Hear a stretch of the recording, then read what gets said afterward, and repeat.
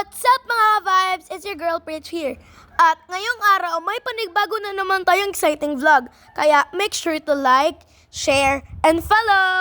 Ang content po pala natin ngayon is maglilinis ako ng table ko. Una kong gagawin, tatanggalin ko muna lahat ng nasa ibabaw ng table ko para makita ko kung gaano karumi talaga. Ayan! Grabe, ang dami ko palang gamit na hindi ko na ginagamit. Ngayon, pupunasan ko na para mawala ang alikabok at mga mantas. Sobrang satisfying kapag nalinis na ulit ang workspace mo, di ba?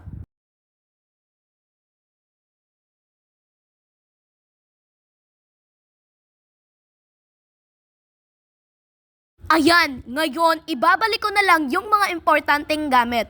Mas okay na yung simple lang para hindi magulo tignan.